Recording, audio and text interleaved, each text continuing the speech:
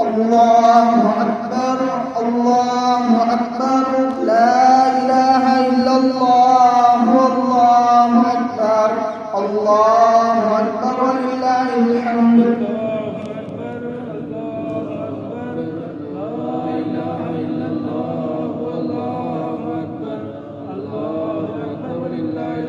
الله أكبر الله أكبر لا إله إلا الله والله أكبر الله أكبر ولله الحمد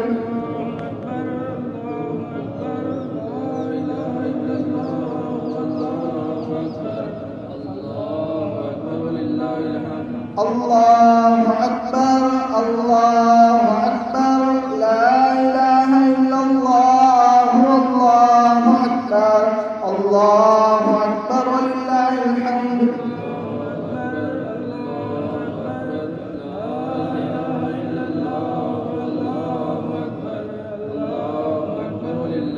الله أكبر الله أكبر لا إله إلا الله والله أكبر الله أكبر ولله الحمد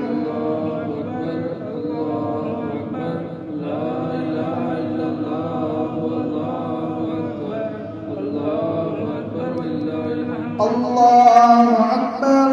الله أكبر لا إله إلا الله والله أكبر الله أكبر ولله الحمد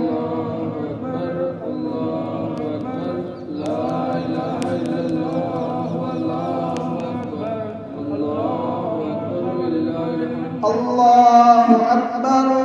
الله أكبر لا إله إلا الله والله أكبر الله أكبر ولله الحمد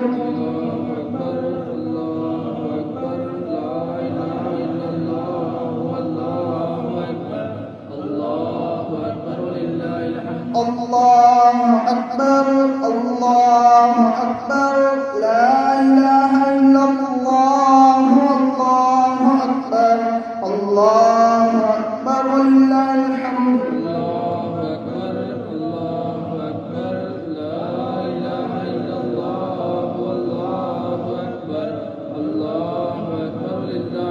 الله أكبر الله أكبر لا إله إلا الله والله أكبر الله أكبر ولله الحمد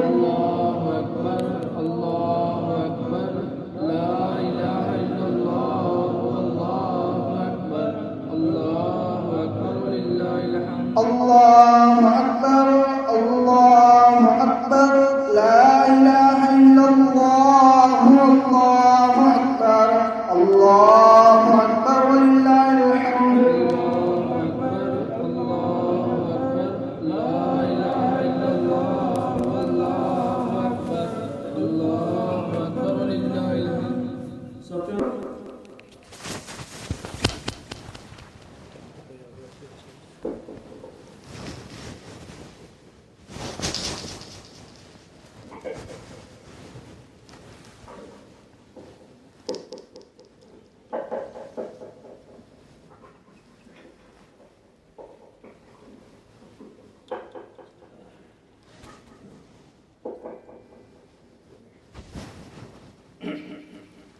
الله أكبر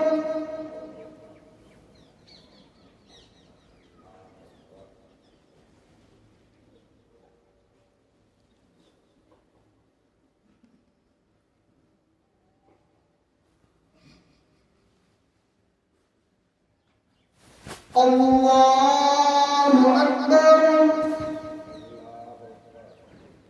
الله أكبر الله أكبر الحمد لله رب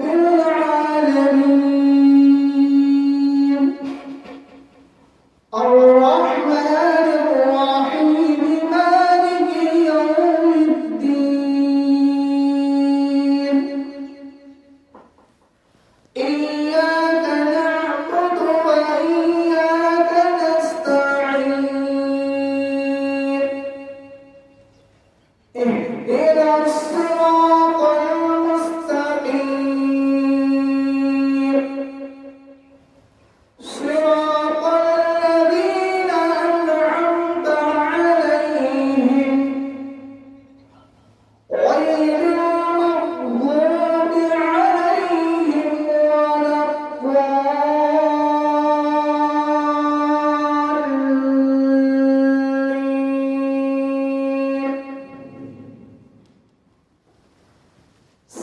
سبح اسم ربك الأعلى الذي خلق فسوى والذي قدر فهدى والذي أخرج المرعى فجعله غثاء أحوى سنقرئك فلا تنسى إلا ما شاء الله إنه يعلم الجهر وما يخفى ونيسرك لليسرى فذكر إن نفعت الذكرى سيذكر من يخشى ويتجنبها الأشقى الذي يصلى النار الكبرى ثم لا يموت فيها ولا يحيا قد أفلح من تزكى وذكر اسم ربه فصلى بل تؤثرون الحياة الدنيا والآخرة خير وأبقى إن هذا لفي الصحف الأولى صحف إبراهيم وموسى الله أكبر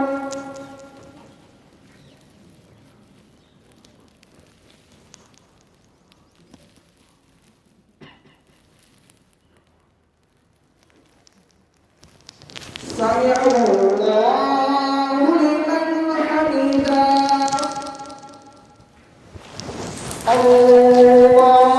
الله أكبر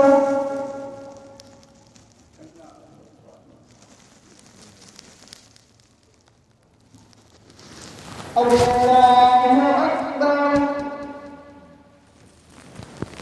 الله أكبر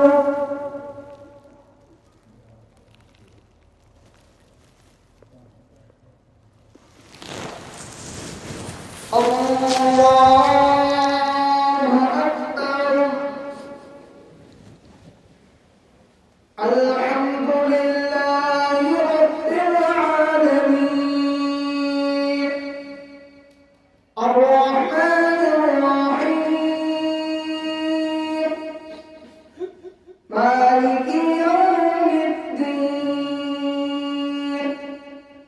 إياك نعبد وإياك نستعين اهدنا الصراط المستقيم صراط الذين أنعمت عليهم غير المغضوب عليهم ولا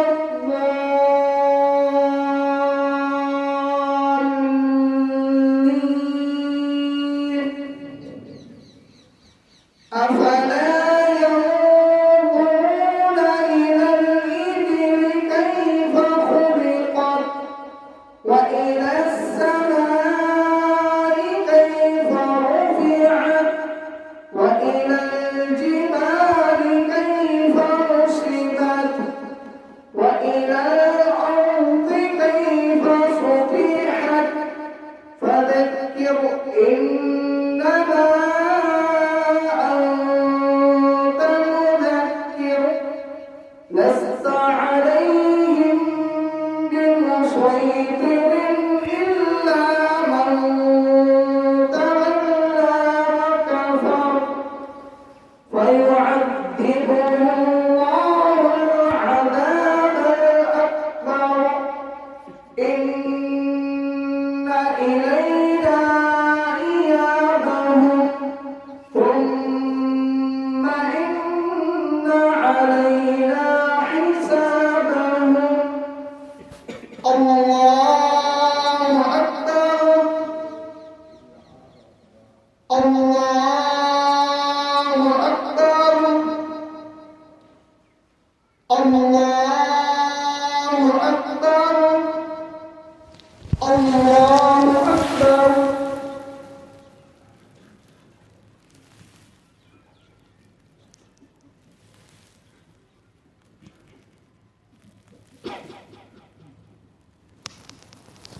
سمع الله لمن حمده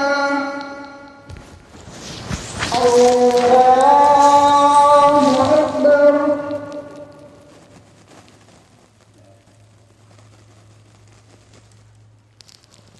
الله أكبر الله أكبر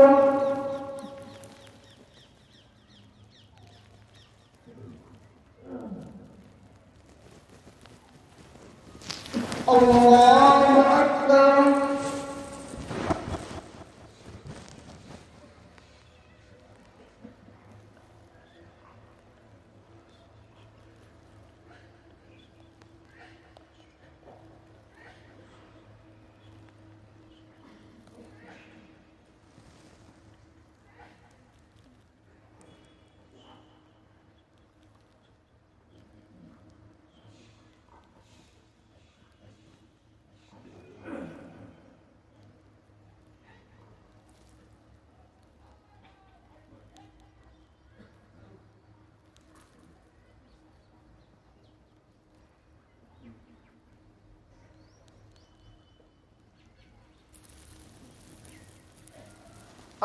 السلام عليكم ورحمة الله السلام عليكم ورحمة الله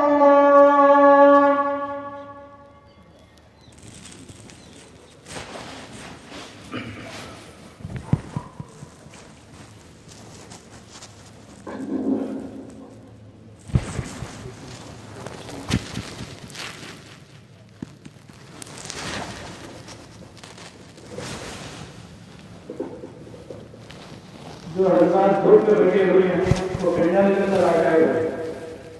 अभी भाई होकर बैठे जो धूप में बैठे हुए हैं साथी से गुजारिश है वो पंडाल के अंदर आ जाए जो पंडाल के अंदर बैठे हुए हैं साथियों को बुला लो धूप में बैठे हुए साथी सोने का जो है सोने का जो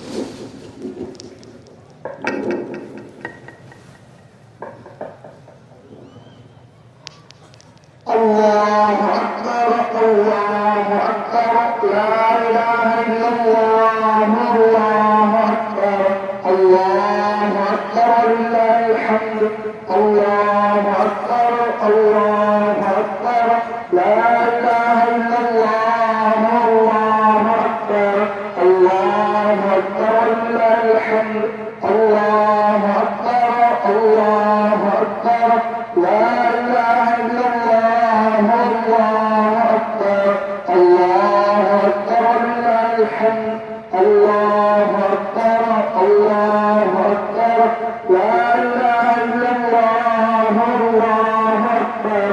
الله أكبر لله الحمد الله أكبر الله أكبر لا إله إلا الله الله أكبر الله أكبر لله الحمد الله أكبر الله أكبر لا إله إلا الله الله أكبر الله أكبر لله الحمد الله أكبر الله أكبر لا إله إلا الله الله أكبر الله أكبر لله الحمد الحمد لله الحمد لله نحمده ونستعينه ونستغفره ونؤمن به ونتوكل عليه ونعوذ بالله من شرور أنفسنا ومن سيئات أعمالنا من يهده الله فلا مضل له ومن يضلله فلا هادي له وأشهد أن لا إله إلا الله وحده لا شريك له ونشهد أن سيدنا وسندنا وحبيبنا ونبينا ومولانا محمدا عبده ورسوله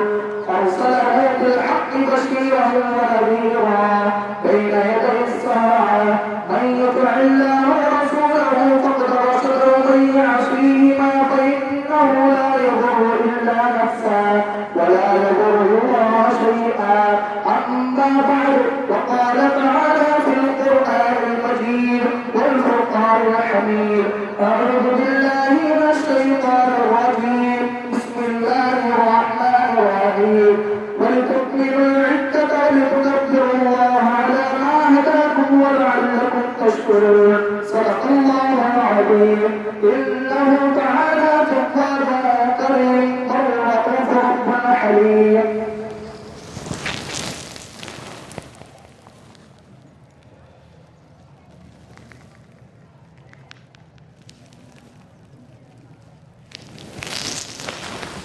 الحمد لله الذي هدانا لهذا وما كنا لنهتدي لولا أن هدانا الله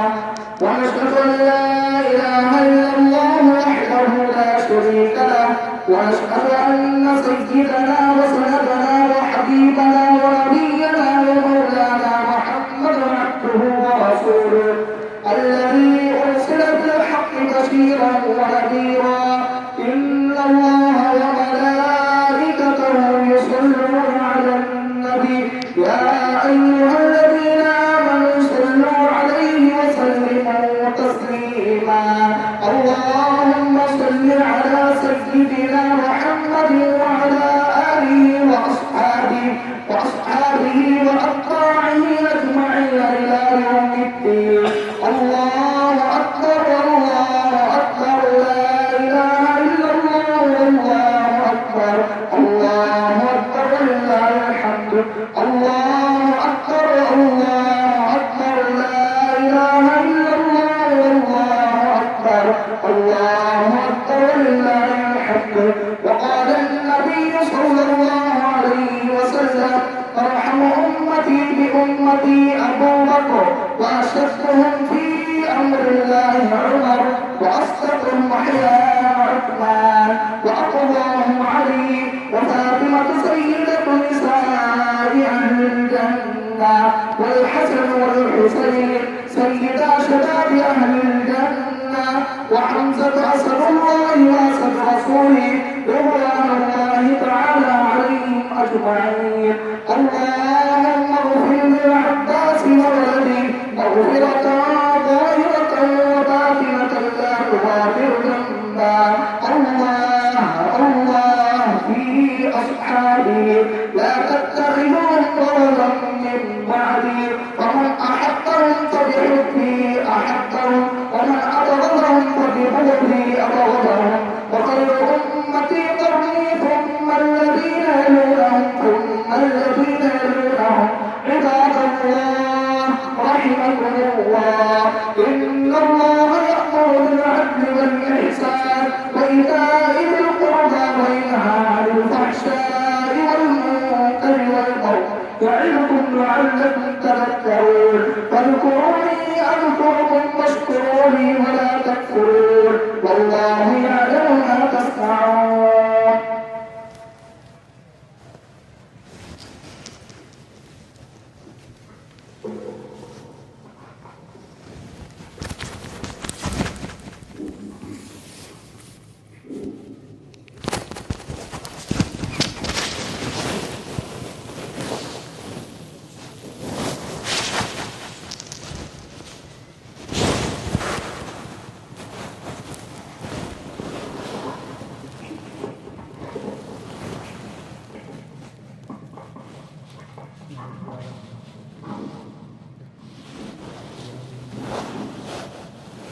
اللهم لك الحمد ولك الشكر يا الله. اللهم صل على سيدنا شفيعنا وحبيبنا نبينا مولانا محمد وبارك وسلم. ربنا آتنا في الدنيا حسنة وفي الآخرة حسنة وقنا عذاب النار.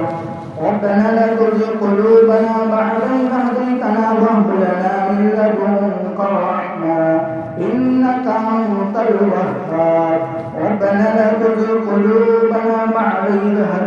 وهب لنا من لدنك رحمة إنك أنت الوهاب ربنا لا تؤاخذنا إن نسينا أو أخطأنا ربنا ولا تحمل علينا إصرا كما حملته على الذين من قبلنا ربنا ولا تحملنا ما لا طاقة لنا به واعف عنا واغفر لنا وارحمنا أنت مولانا فانصرنا على القوم الكافرين اللهم أجرنا في مصيبتنا وأخلف لنا خيرا منها اللهم انصر أمة محمد صلى الله عليه وسلم اللهم ارحم أمة محمد صلى الله عليه وسلم اللهم اغفر أمة محمد صلى الله عليه وسلم اللهم انصر أمة محمد صلى الله عليه وسلم اللهم انصر أمة محمد صلى الله عليه وسلم اللهم ارحم أمة محمد صلى الله عليه وسلم اللهم ارحم أمة محمد صلى الله عليه وسلم اللهم اغفر أمة محمد صلى الله عليه وسلم اللهم اغفر أمة محمد صلى الله عليه وسلم اللهم بارك لنا في الموت وفيما بعد الموت اللهم بارك لنا في الموت وفيما بعد الموت اللهم بارك لنا في الموت وفيما بعد الموت لا إله إلا أنت سبحانك إنا كنا من الظالمين لا إله إلا هو الحليم الكريم سبحان الله رب العرش العظيم أسألك موجبات رحمتك وعزائم مغفرتك والغنيمة من كل بر والسلامة من كل إثم لا تدع لنا ذنبا إلا غفرته ولا هما إلا فرجته ولا حاجة هي لك رضا إلا قضيتها يا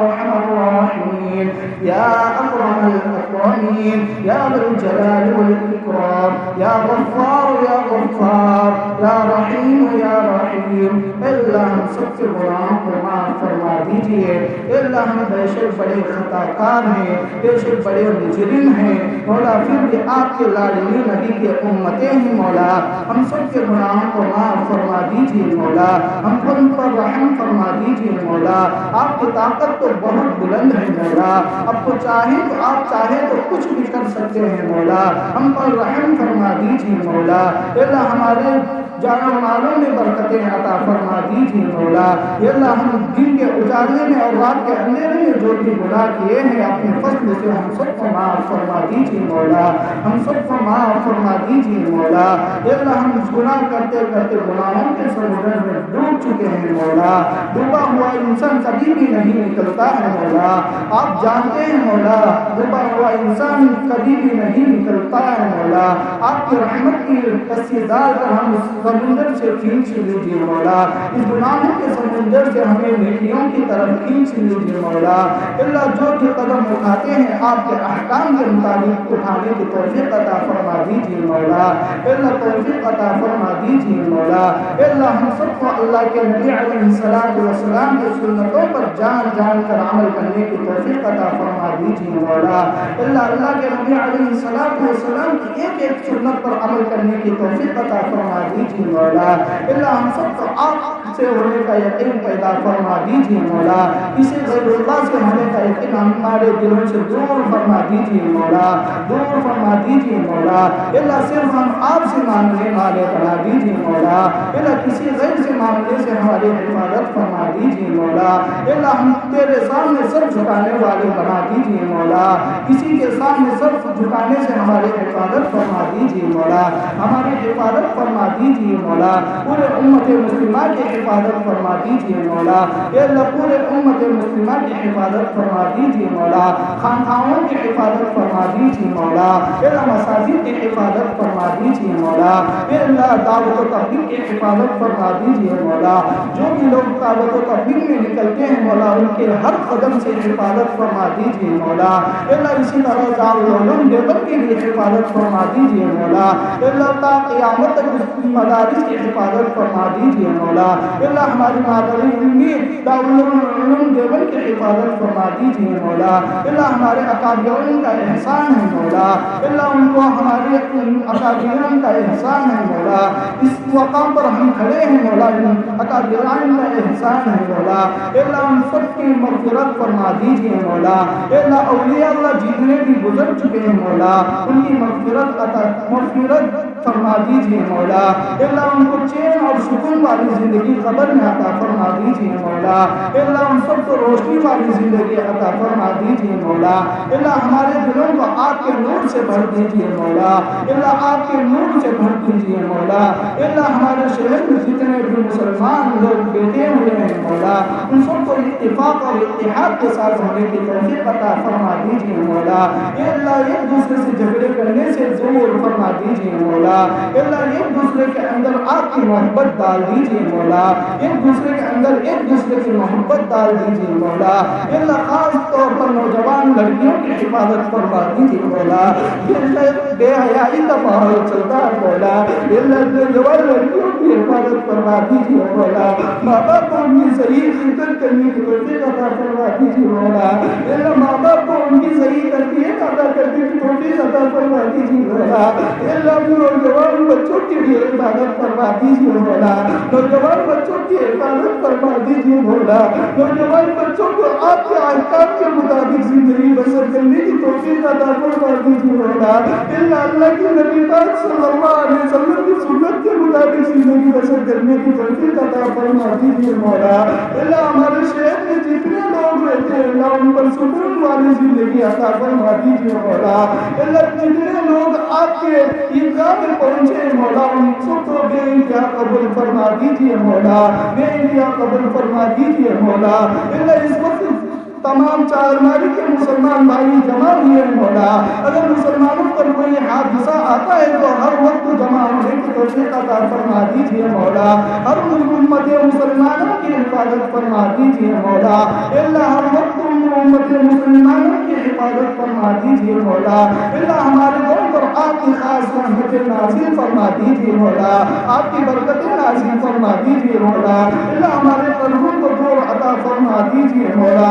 اللہ ہمارے قرض کی ادائیگی کی صورت سکینہ مہیا فرما دیجیے مولا، آپ چاہے تو سب کچھ کرنے والے ہیں اللہ، آپ چاہے تو سب کچھ کرنے والے ہیں مولا، آپ ہم پر ایک رحمت کی نگاہ پھیر دیجیے مولا، پھیر دیجیے مولا، ہم آپ کے ساتھ بے بس ہو کر ہاتھ پھیلائے مولا، ہمارے ہاتھوں کو بھر دیجیے مولا، تو ہمارے ہاتھوں کو بھر دیجیے مولا، اللہ ہمارے شہر میں جتنے بھی لوگ بیمار ہو چکے ہیں مولا، اللہ ان کی بیماری کو دور عطا فرما دیجیے مولا، اللہ بیماری کے لیے ایک نعمت ہے مولا،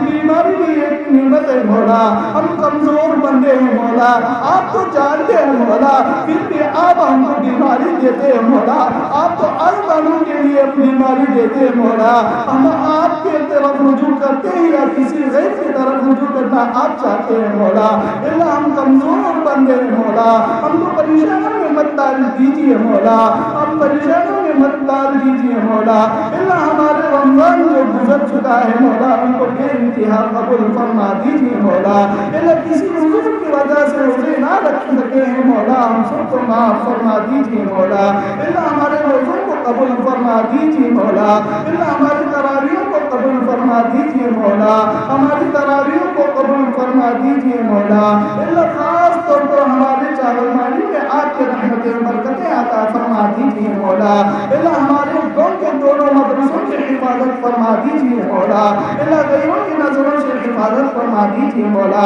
حاسدین کے حسد سے حفاظت فرما دیجیے مولا، دونوں مدرسے آپ کے خانقاہوں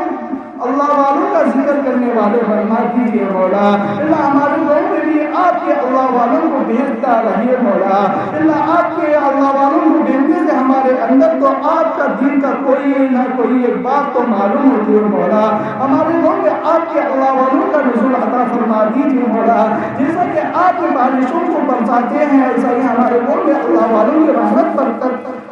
برکتیں عطا فرما دیجیے مولا. اللہ ہم سب کو علماء کی قدر کرنے والے بنا دیجیے مولا. ہم بھی علماء بھی لوگوں کی قدر کرنے والے بنا دیجیے مولا. اللہ ہماری مساجدوں کی حفاظت فرما دیجیے مولا. ہماری مکاتب کی حفاظت فرما دیجیے مولا. اللہ نوجوان بچوں کی حفاظت فرما دیجیے مولا. اللہ نوجوان لڑکیوں کی حفاظت فرما دیجیے مولا. خاص طور پر آپ کی نگاہ ہم مسلمان بچوں کی طرف ہونی چاہیے مولا. آپ کی نگاہ تو ہوتی ہے مولا, پھر بھی میں بے بس ہو کر کہتا ہوں مولا, آپ کی نگاہ ہر وقت ہماری طرف رکھ دیجیے مولا. اگر ہم آپ کو کچھ بھی تکلیف دیں پھر بھی آپ ہم سے رجوع نہ بھیڑے مولا, ہمارے سے دور نہ کر دیجیے مولا. اللہ ہم کو 5 وقت کی نماز پابندی کے ساتھ کرنے کی توفیق عطا فرما دیجیے مولا. اللہ ہم سب کو سکون والی زندگی عطا فرما دیجیے مولا. اللہ جب کہ ہم نماز میں کھڑے ہوتے ہیں مولا باہر کے خیالات آتے ہیں اللہ جی, ہم سب کے نگاہوں کو آپ کی طرف پھیر دیجیے مولا. آپ ہماری نگاہوں کو آپ کی طرف پھیر دیجیے مولا. ہمارا دھیان آپ کی طرف رجوع کر دیجیے مولا. اللہ ہم کمزور ہیں مولا, شیطان ہم پر مسلط ہے مولا, لیکن آپ تو شیطان سے بہت بڑے ہیں مولا. آپ کی رحمت بہت بڑی ہے مولا, آپ کی بلندی بہت وسیع ہے مولا. ہم سب کے گناہوں کو معاف فرما دیجیے مولا. ہم سب کے گناہوں کو معاف فرما دیجیے مولا. اللہ بے حیائی کا ماحول چلتا ہے مولا, ہر طرف سے مسلمانوں کی حفاظت فرما دیجیے مولا. پورے امت مسلمانوں کی حفاظت فرما دیجیے مولا. پورے امت مسلمانوں کی حفاظت فرما دیجیے مولا. اے اللہ جتنے لوگ بھی اس عیدگاہ میں خدمت کے لیے اپنا ہاتھ بڑھائے مولا, ان سب کو قبول فرما دیجیے مولا. اللہ ان کے مالوں میں برکتیں عطا فرما دیجیے مولا. اسی طرح ہم سب کو بھی ارادہ کرنے کی توفیق عطا فرما دیجیے مولا. اگر ہمارے اندر کچھ بھی مال ہے آپ کے راستے میں لگانے کی توفیق عطا فرما دیجیے مولا. ہمارے مالوں کو صحیح جگہ استعمال کرنے کی توفیق عطا فرما دیجیے مولا. مساجد میں اپنا مال خرچ کرنے کی توفیق عطا فرما دیجیے مولا. اللہ مدارس میں اپنا مال خرچ کرنے کی توفیق عطا فرما دیجیے مولا. یتیم بچوں کی حفاظت فرما دیجیے مولا. یتیم بچوں کی پرورش کرنے کے ہمارے اندر طاقت پیدا فرما دیجیے مولا. یتیم بچوں کی پرورش کرنے کی طاقت عطا فرما دیجیے مولا. اللہ بیوہ عورتوں کی حفاظت فرما دیجیے مولا. بیوہ عورتوں کی حفاظت فرما دیجیے مولا. اللہ ہمارے چاول ماری کے شہر میں جتنے بھی نوجوان لڑکیاں بیٹے ہیں مولا, ان کو نیک صالح جوڑا نصیب فرما دیجیے مولا. نیک صالح جوڑا عطا فرما دیجیے مولا. نیک صالح اولاد عطا فرما دیجیے مولا. اللہ نوجوان بچے بھی بیٹے ہیں مولا, ان کو بھی نیک صالحہ عورت عطا فرما دیجیے مولا. نیک صالحہ عورت عطا فرما دیجیے مولا. اللہ ہمارے چاول ماری کے شہر میں جتنے بھی مسلمان لوگ رہتے ہیں مولا, آپ کے احکام کے مطابق زندگی بسر کرنے کی توفیق عطا فرما دیجیے مولا. آپ کے احکام کے مطابق زندگی بسر کرنے کی توفیق عطا فرما دیجیے مولا. جیسا کہ ہم نے رمضان میں آپ کی مسجد کو آباد کیے ہیں مولا, ہر ہمیشہ تا قیامت تک ایسے ہی آباد کرنے کی ہمارے اندر صلاحیتیں پیدا فرما دیجیے مولا.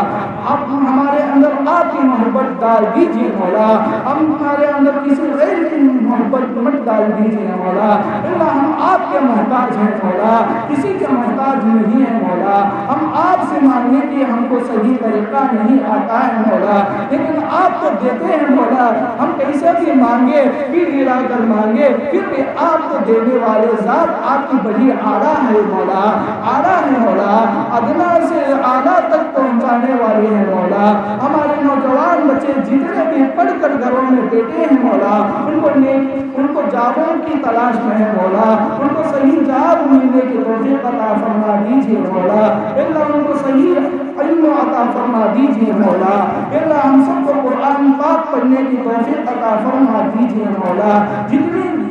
زندگی گزر چکے ہیں مولا, غفلت میں گزر چکے ہیں مولا, آنے والی زندگی جب تک تو اپنی عمر رکھا ہے مولا, ہم کو عمر رکھا ہے, جب تک آپ کی کی سنتوں آپ کے نبی علیہ السلام کی سنتوں کے مطابق زندگی بسر کرنے کی توفیق عطا فرما دیجیے مولا، آپ کے احکام کے مطابق زندگی بسر کرنے کی توفیق عطا فرما دیجیے مولا۔ اللہ ہم آپ کا شکر گزار ہیں مولا، اللہ آپ کا ہم شکر گزار ہیں مولا، ہم کو آپ نے محمد مسلمانوں میں پیدا فرما دیجیے مولا، وہ فرما دیا ہے مولا، ہم کو مسلمان بنا کر بھیجا ہے مولا، یہ مسلمان بنا کر اس لیے بھیجا ہے کہ آپس میں اتفاق ہونے کے لیے بھیجا ہے مولا، کسی شیطان کے وسوسے کی وجہ سے ہم آپس میں اتفاق اور اتحاد کے ساتھ نہیں ہو سکتے ہیں مولا، اللہ ہمارے اندر اتحاد اور اتفاق سے رہنے کی توفیق عطا فرما دیجیے مولا۔ اللہ جتنے لوگ ہمارے گاؤں سے گزر چکے ہیں مولا، جتنے بڑے لوگ گزر چکے ہیں مولا، جتنے لوگ آپ کے مہمان ہو چکے ہیں مولا، ان سب کی مغفرت فرما دیجیے مولا، ان کو اعلیٰ سے اعلیٰ درجات عطا فرما دیجیے مولا، ان کو جنت الفردوس عطا فرما دیجیے مولا۔ اللہ ہمارے اکابرین کو بھی اعلیٰ سے اعلیٰ بلند مرتبہ عطا فرما دیجیے مولا، ان کو اعلیٰ سے اعلیٰ جنت الفردوس عطا فرما دیجیے مولا۔ اللہ اکابرین کی ہم پر نگاہ فرما دیجیے مولا، اکابرین کی رحمتیں ہم پر ڈال دیجیے مولا۔ اللہ اس دعا کو حضور پاک صلی اللہ علیہ وسلم کے صدقے میں قبول فرما دیجیے مولا، قبول فرما دیجیے مولا، قبول فرما دیجیے مولا۔ جزا اللہ عنا محمد الامام اہلہ صلی اللہ علیہ وسلم برحمتک یا ارحم الراحمین، والحمد للہ رب العالمین۔